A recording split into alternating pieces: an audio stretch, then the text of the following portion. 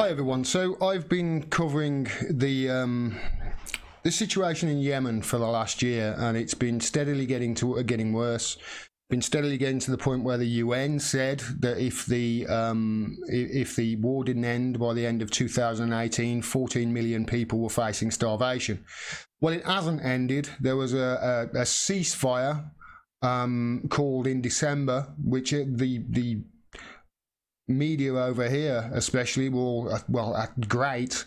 There's a ceasefire now in Yemen. Obviously that's going to help the situation, but there was no reports of actually the Saudi Arabians violated that ceasefire over 800 times. Now I'm going to go to Mint Press News for this, just simply because it's somewhere in the Middle East, and if you want the truth about the Middle East, in my opinion, you should go to Mint Press News. Now, for those of you who are not up to date with what's happened in Yemen, this is a short history.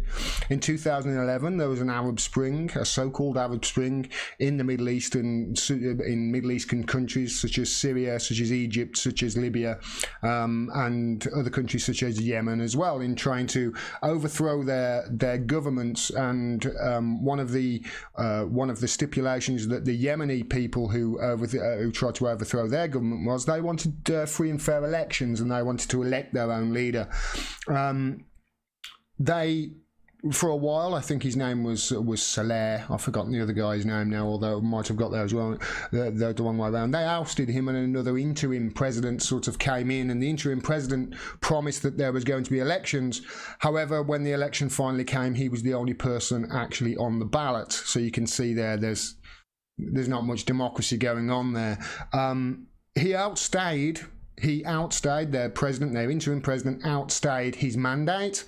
And after he outstayed his mandate, the Houthis in Yemen overthrew him, and he ran off to Saudi Arabia with his tail between his legs. And that's when the Saudi Arabians, along with the UK and the US backing, started bombing Yemen.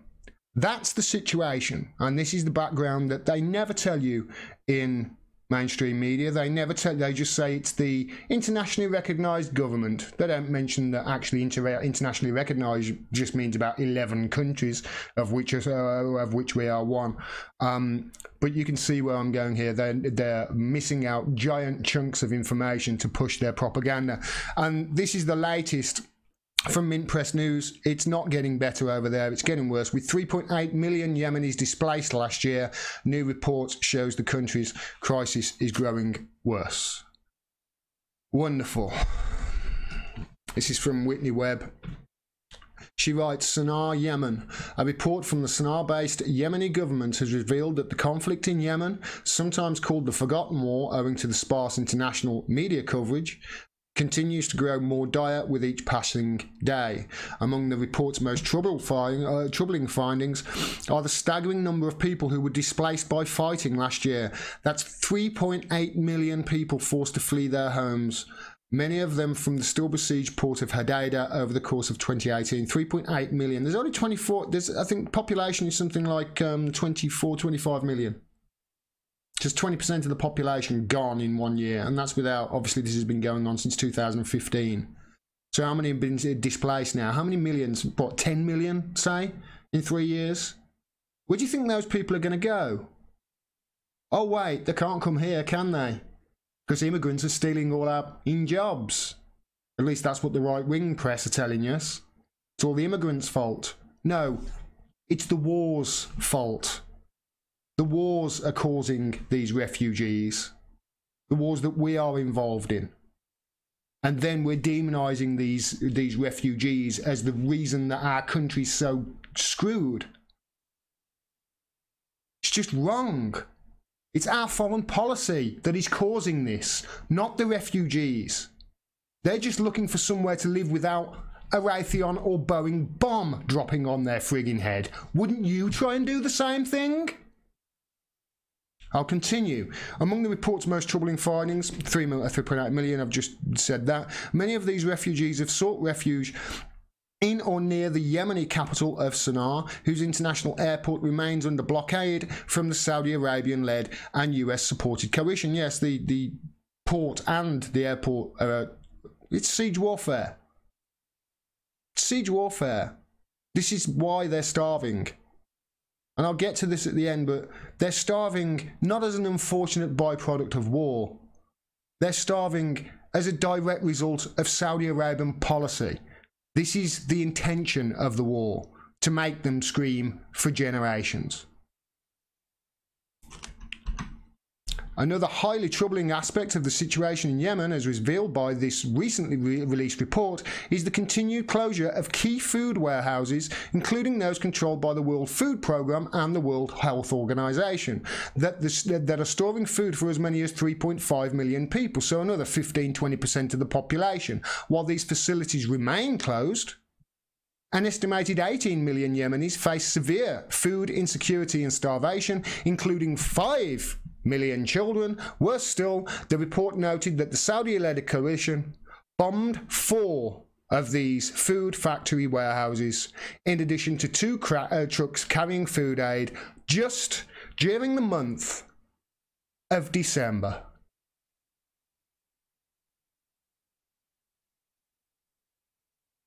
I suppose they're going to say that these trucks carrying food aid were Hezbollah. I'll get to that in a bit. Blame Hezbollah. Just say Hezbollah. That's all you need to do. Say Hezbollah. We can do what we want then. The statistics released by the government in Sana'a also revealed the continuation of the Saudi-led coalition's targeting of critical civilian infrastructure such as farms and water pumps. According to government figures, during December 2018 alone, the coalition razed 94 farms. So the farms that they have got, that they can grow their own food there, the Saudis are bombing it, and they're bombing the storage facilities to stop them getting food. Like I say, this is intentional. This is starving them to death on purpose.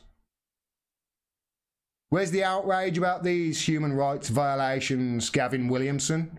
Where's the outrage about these violations of international law, Theresa May? Crickets? Razed 94 farms and damaged another 128, while destroying 68 water pumps and water storage tanks. Over 2 million people have caught cholera in that country. 2019, the largest outbreak of cholera ever. And as I reported in the past, they're not just bombing the cholera treatment centres, even though the Red Crescent told them repeatedly it was a cholera treatment centre, so they're then bombing the water storage tanks, and 132 livestock were also killed by coalition bombs. So they bombed the bombing the water treatment facilities, then they're bombing the cholera treatment facilities after the largest outbreak of cholera in history, and now they're going back to bombing the water towers as well. You don't read this in the BBC, do you? You don't read this in The Guardian?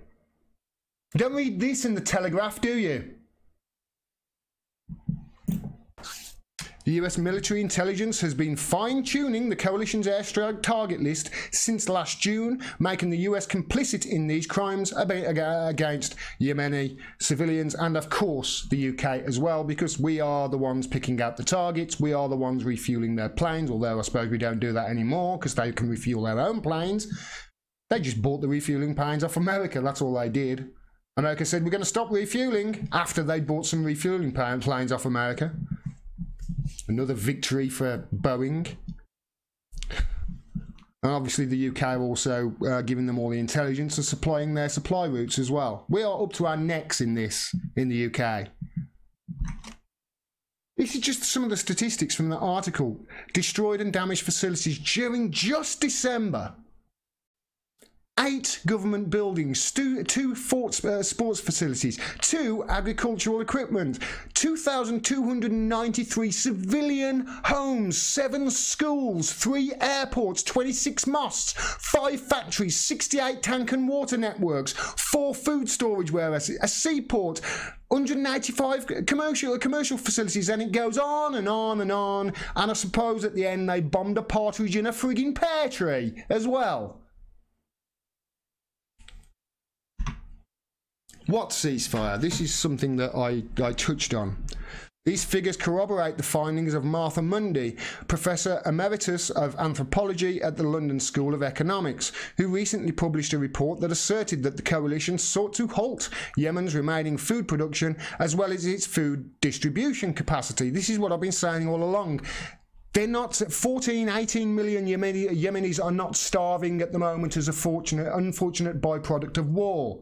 No, they're starving as a direct result of Saudi Arabian military and by extension UK and US, because they are prioritizing these food places to make them starve to death. This is their tactic. Yet whenever you read anything in the press over here, it's almost like, oh, this war's making people die. No. The war is intentionally starving people to death. This claim is also supported by the fact that despite the coalition publicly claiming that it has lifted the naval blockade of Yemen, 90% of importers cannot bring goods to the port of Hodeidah, through which the majority of the Yemen's imported food and essential goods passes, as well as pretty much all of their medical supplies, which is something I've covered in another video. The coalition has justified its targeting of critical food production and water sanitation infrastructure by claiming that Yemeni resistance fighters were hiding weapons in those areas. It's always the same, isn't it? The Houthis have put some weapons there. Hezbollah have put something there. Hezbollah parked a truck over there.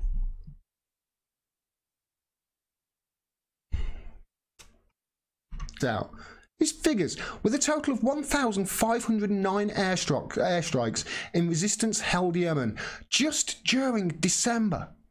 That's over 50 a day. That's got to be 100 missiles a day minimum. All bought, obviously, from the UK and American defence contractors. They're making a fortune from this. Just don't talk about the deaths. The government in Sana'a had previously stated that Yemen, over the course of last year, suffered over 52,000 attacks. So 1,509, that's actually a slowdown. Because the average over a 12-month period, what's that? 4,500? 4,400? Something like that? However, what makes the December figure so striking is the fact that peace negotiations took place early on in that month. This is why it was a slowdown. Because there were meant to be a ceasefire. 1,509 airstrikes during a ceasefire?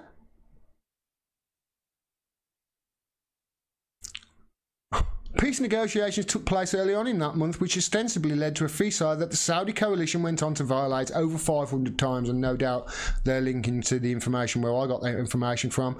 During the month of peace negotiations, the alleged ceasefire, 61 civilians were killed by coalition attacks, including 15 children. Another 109 civilians were wounded, and 2,293 civilian homes, many likely unoccupied with their former residents now displaced refugees, were destroyed or severely damaged. So when this war finally does end and those people come back home, if they do go back home, they'll be going back to nothing.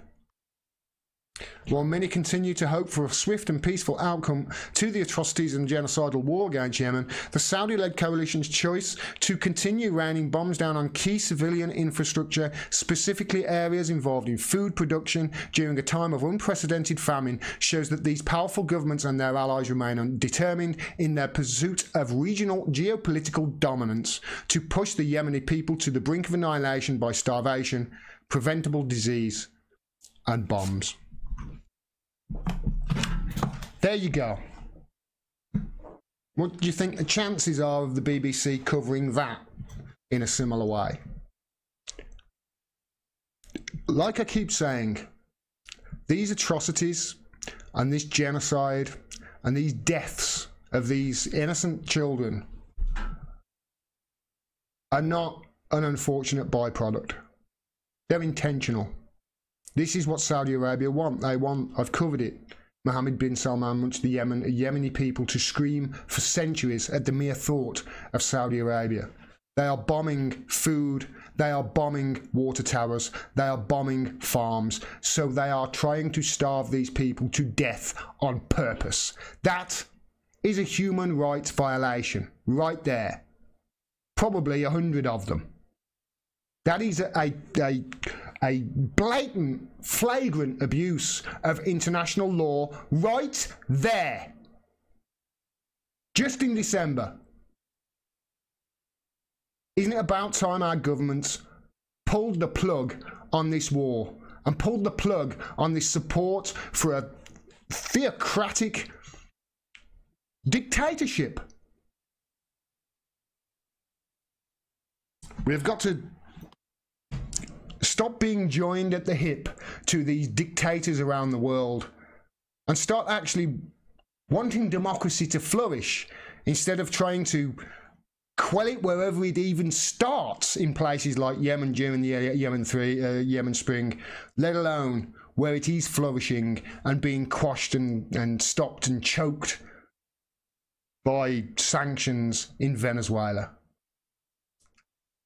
For more truly honest, independent media like the video you just saw, please subscribe and click the bell below as well so you get a notification of when I drop further videos. If you also like and share and comment on the video as well, that really helps with the algorithm and boosts exposure. And if you can support me, please do so. You can do with any of the avenues on the screen at the moment and below this video. You can support me for as little as $1 a month on Patreon, and every dollar helps. We need your support at the moment. We do not have an operating fourth estate. I'm sure you're aware a functioning media holding power accountable is vital for democracy. At the moment, we haven't got it. So people like me are having to fill their shoes and do the job for them with your support. Thanks very much for your support. Till next time. Peace and take care.